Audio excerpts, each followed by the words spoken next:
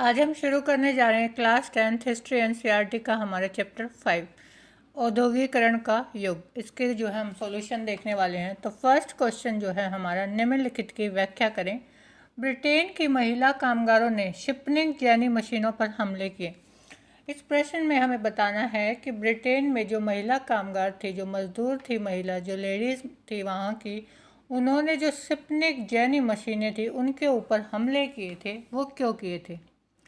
इसकी शुरुआत हम कैसे करेंगे कि 1730 से 60 का जो के दशक जब हम देखते हैं ब्रिटेन में उद्योगों का विकास हो रहा था, उस समय पर जो सबसे ज़्यादा जो है उद्योग वो है कपड़ा उद्योग चल रहा था।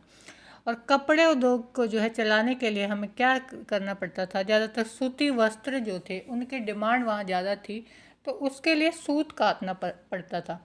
वहाँ के जो लेडीज़ हैं, जो महिला मजदूर हैं, वो सूत काटने का काम करती थी।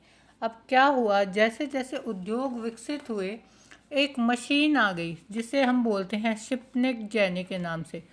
1764 में जो है इस मशीन का आविष्कार किया। किसने किया? जेम्स हारग्रीव्स ने।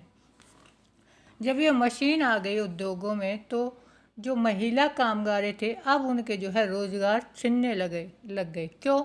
क्योंकि जो मशीन है, एक महिला जो सूत काटती थी, मशीन उससे कई गुना जो है काम करने में सक्षम थी।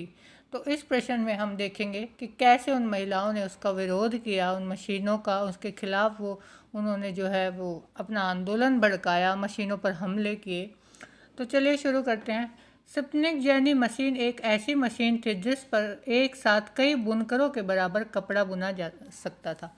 अब जो बुनकर होते हैं वो क्या करते हैं? कपड़ा बुनने का काम करते हैं, मतलब सूत काटते हैं, फिर उस सूत से जो है सूती वस्त्र जो है बनाए जाते थे। अब ऐसे ये काम कौन करते थे? बुनकर जो वो है ज़्यादातर महिलाएं थी। वो अपने घरों में सूत काटती थी, फिर जो है वो कारखानों में उसे बेचती थी, या फिर कारखानों में वो नौकरियां करती थी, वहाँ पर वो सूत काटने का काम करती थी।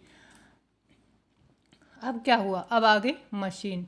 जब एक मशीन जो है वो कई बुनकरों के बराबर काम करने में सक्षम है, कम समय में जो है वो ज़्यादा सूत काटने में सक्षम है, तो क्या हुआ कि जो कारखाने के मालिक थे उन्होंने महिलाओं को जो है नौकरी से निकालना शुरू कर दिया। क्यों? क्योंकि उन्हें अब कम मजदूरों की आवश्यकता थी।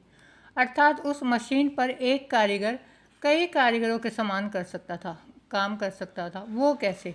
एक कारीगर कई कारीगरों, उस मशीन में क्या था? एक पहिया होता था। जब एक आदमी, एक कारीगर कोई भी उस पहिए को घुमाता था तो एक साथ जो है उसकी, जैसे हमारा चरखा होता है ना, चरखे पर जो तकली होती है जिससे हम सूत काटते हैं पुराने ज़माने में, अगर आपने कभी देखा हो, तो उस जो एक कारीगर जब उस पहिए को घुमाता तो कई तकलियाँ एक साथ घूमती थी और जो है कई जो है धागे एक साथ वो है बनने लगते थे।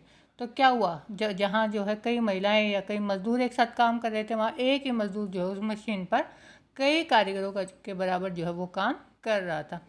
स्पष्ट था कि यह मशीन लोगों के रोजगार छीन रही थी। अब हुआ यही कि जब एक आदमी 10 आदमियों के बराबर काम कर सकता है तो कारखाने का जो मालिक है वो 10 लोगों को नौकरी पे क्यों रखेगा। तो उसने क्या हुआ, मालिकों ने क्या किया, मज़दूरों को नौकरी से निकालना शुरू कर दिया और उनके जो रोज़गार थे वो छिनते जा रहे थे।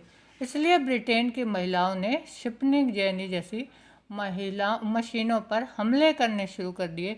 वो उनका विद्रोह कर रही थी, वो उनका जो है खिलाफ थी कि कारखानों में इन मशीनों को बंद करो, क्योंकि ये जो है हमारे रोज़गार छीन रही है। ये एक आपका शॉर्ट क्वेश्चन आएगा, डिटेल में मैंने आपको समझा दिया है। वीडियो आपको अच्छी लगी हो तो चैनल को सब्सक्राइब कर लीजिए, और हैंड रिटन नोट्स के लिए मैंने डिस्क्रिप्शन में जो मेल आईडी दिया है वहाँ आप मुझे मेल कर दीजिए।